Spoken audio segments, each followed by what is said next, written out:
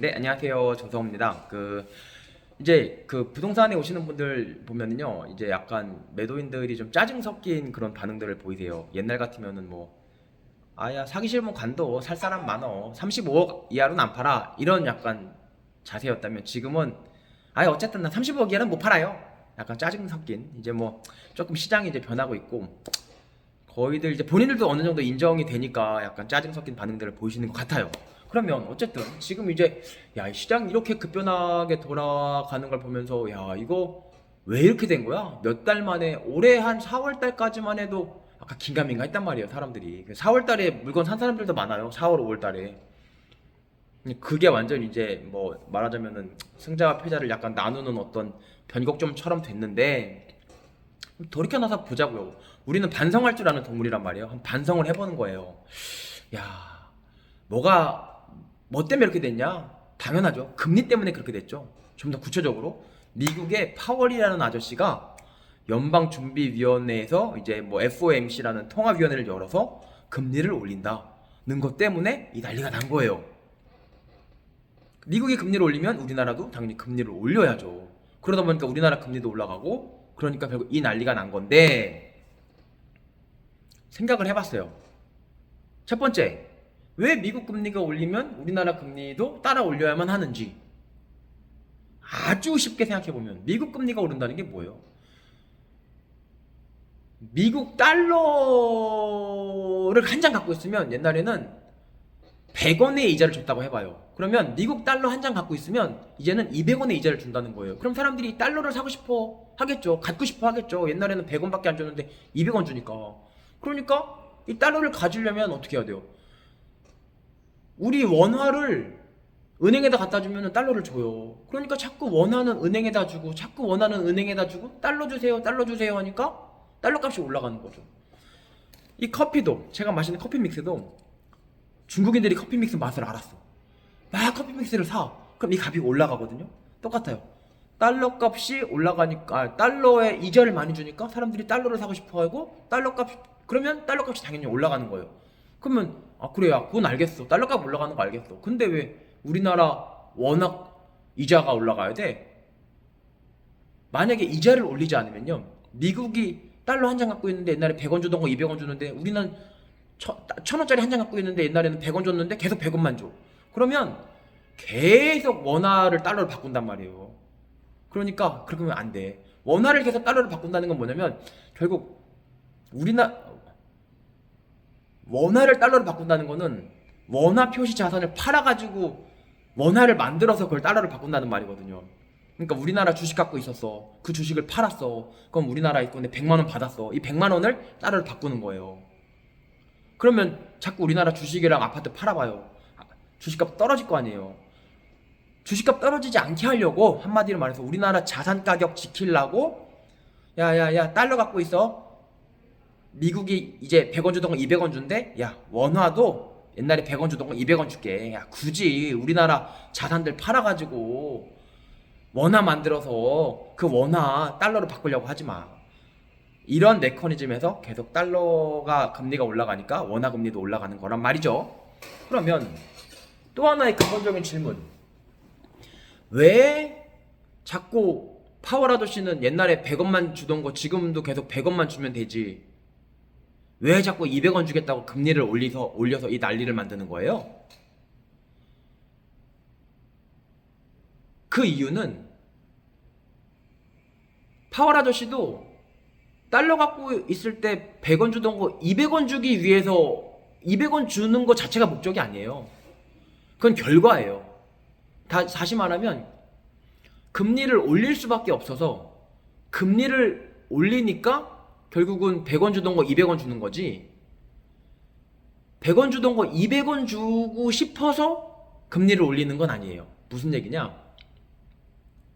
약간 결과라는 거죠. 그 100원 주던 거 200원 주게 되는 거는 결과고 그러면 금리를 반드시 올릴 수밖에 없게 된 원인은 뭐냐? 그 다음 질문이 당연히 나오겠죠? 그럼 금리는 왜 올릴 수밖에 없었을까요? 물가를 낮추어야만 했기 때문에 금리를 올린 거예요. 금리가 올라가면 물가가 낮아지는 건 뭐 여기까지 설명 안 드려도 되겠죠. 금리가 올라가면 당연히 물가는 낮아지는 거예요. 아주 쉬운 예로 한 가지만 말씀드리면 금리가 올라가면 여러분들이 1,000원 갖고 있어. 옛날에 100원 주던 거 200원 준대. 그러면 은행에 갖다 줄 거잖아요. 옛날에는 만약에 금리 옛날 1,000원인데 옛날에 100원 줬어. 그러면 아야 100원 받을 바에는 그냥 내가 맛있는 거 한 개 사 먹고 말겠다 해가지고 내가 커피 한 잔 사 먹는단 말이야. 근데 200원 준대.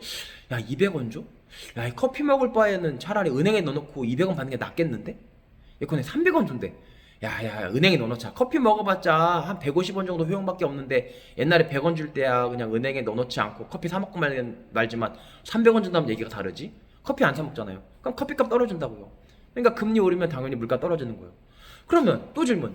물가를 왜 떨어뜨려야 되는 거예요? 여러분 문제가 있었나요? 우리 사는데? 물론 코로나 생겨서 유동성이 많이 풀려서 물가가 많이 오른 건 인정. 근데 그 대신에 라이더들 막 엄청나게 호황이었잖아요. 그리고 막 구인난 난리였잖아요. 사람을 먹고 했어요.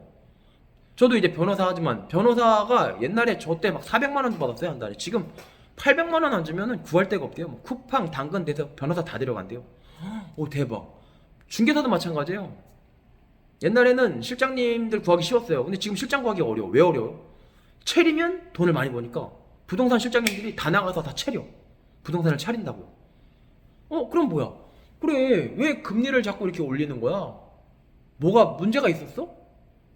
물가 잡으려고 금리 올린다고? 근데 물가 오른 건 인정. 근데 물가 올라서 문제 있어? 다들 근데 돈 잘 벌잖아. 돈 잘 벌어서 물가 올라가는 건데 뭐가 문제야? 옛날에 100만 원 벌 때는 커피 한 잔 5,000원 주고 먹는 게 조금 부담스러웠는데 200만 원 벌게 되니까 커피가 7,000원 돼도 별로 부담이 안 돼. 뭐 라이더들 막 한 달에 800만 원씩 벌는다는 사람도 있고 택배 기사들 뭐 한 달에 5, 600 다 벌고 1,000만 원도 벌고 막 다들 실업률이 너무 좋아. 근데 뭐가 문제야? 여기서 또 이해가 안 돼요. 물가 잡으려고 금리 올려서 이 난리 난 건 알겠는데 부동산이 왜 물가를 잡아야 되는지. 물가 올랐을 때 라이더도 좋고 택배도 좋고 부동산도 좋고 변호사도 좋고 의사도 좋고 다 좋았는데 아니 뭐 지금 문제 없었는데 이 생각이 든단 말이에요. 그러면 미국 연준이 고민했던 건 뭘까요? 파월 아저씨가 얘기하는 거 잘 들어보세요. 맨날 입만 열면 하는 얘기가 뭐 70년대 스태그플레이션 때 볼커라고 뭐 저도 뭐 70년대 안 태어났거든요. 80년 이후에 태어나가지고 제가 볼커 아저씨 잘 모르는데 뭐 볼커 하면서 그 아저씨가 뭐 인플레 투사라고 하면서 그 아저씨가 경험을 되살려야 된다, 교훈을 받아야 된다 하면서 스태그플레이션이라는 얘기를 해요. 스태그플레이션 일어나면 안 되기 때문에 우리는 고통을 감내하면서 경기 침체를 감내하면서 금리를 올려서 물가를 잡아야 된다. 그 얘기가 뭔가 했더니 사실 고등학교 경제 교과서에서도 스태그플레이션 배우거든요. 저도 경제 선택이었어요 고등학교 때. 저 경영학과 나왔잖아요 또 심지어. 그러니까 스태그플레이션 듣기는 엄청 많이 들었는데 그냥 교과서를 배웠을 때 솔직히 여러분 고백하자면 하나도 몰랐어요. 저희 경영학과 나오면서도 맨날 뻔질나게 뭐 미시 거시 경제 다 듣고 뭐 스태그플레이션 뭔지 이제 이해해요. 이제 솔직히 나 이 나이 먹고 이해해요. 이 밖에서 부동산하고 그 자영업 하면서 이제 이해해요. 스태그플레이션이라는 게 보니까 결국 그럼 파월 아저씨가 스태그플레이션이 무서워서 그 지금 금리 올리겠다는 거예요. 별 문제 없는데도 사람들 별 문제 없이 다 라이더들 다 행복한데도 그게 뭔 얘기냐?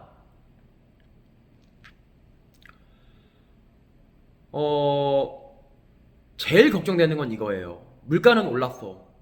뭐 라이더도 잘 살고 택배도 잘 살고 의사도 잘 살고 부동산도 잘 살고 다 잘 살아. 몸 취직도 잘 되고 잘 살아. 문제가 없는데 그 다음이 걱정되는 거예요. 뭐가 문제겠어요? 물가는 올랐는데 잘리는 게 제일 걱정이에요. 볼커 입장에서는.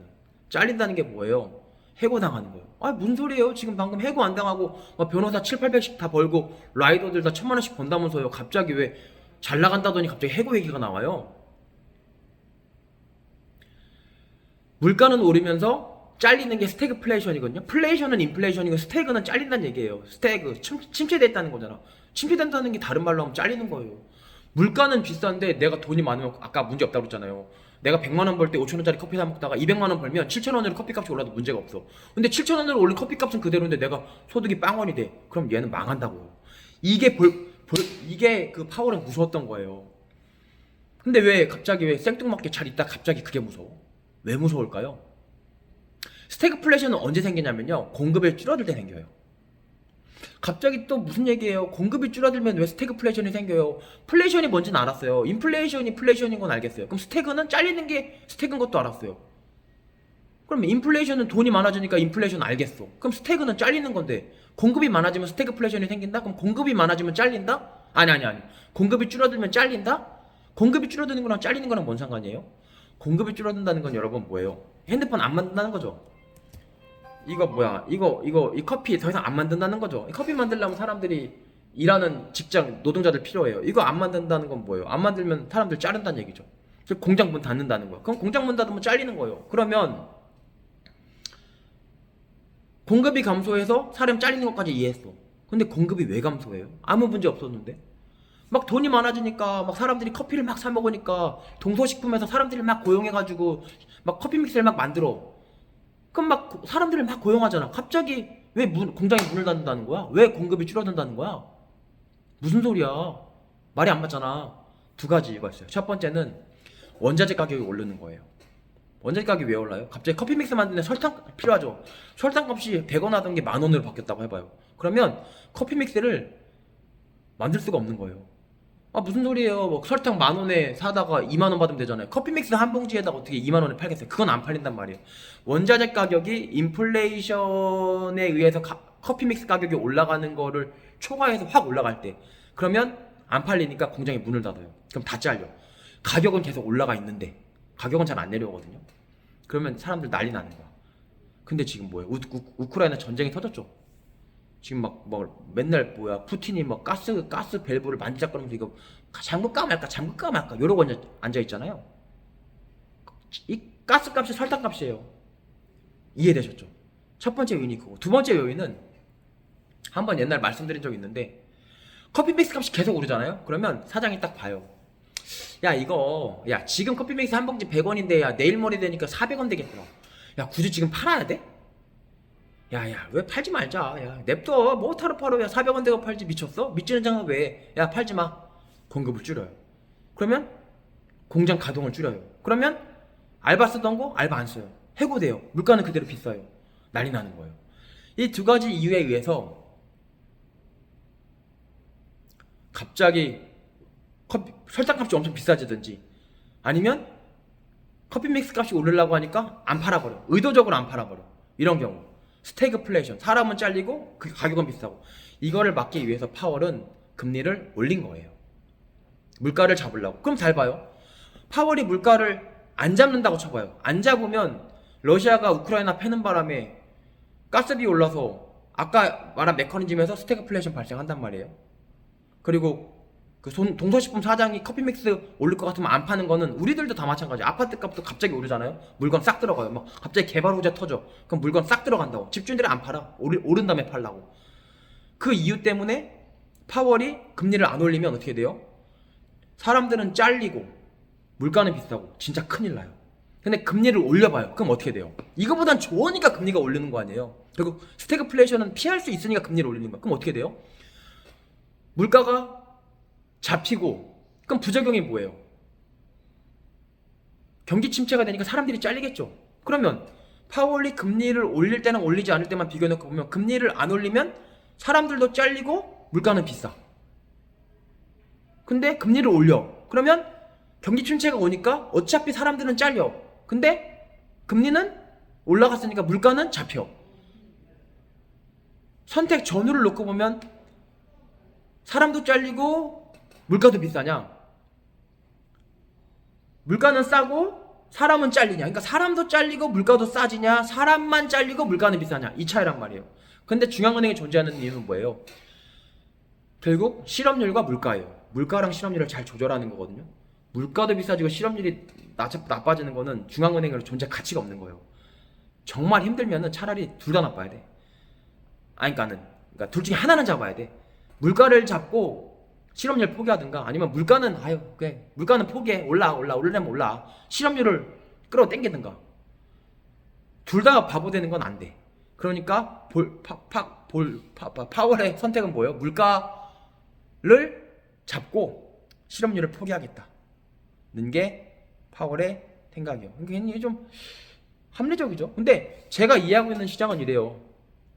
근데 이거보다 더 쉽게 뭐가 있을까요? 혹시 저보다 더 제가 생각하는 거 맞는데 야 네 생각 틀렸어 잘못했어 라는 분 계시면 댓글로 알려주세요. 많은 분들이 보실지 모르겠지만 네 이상입니다.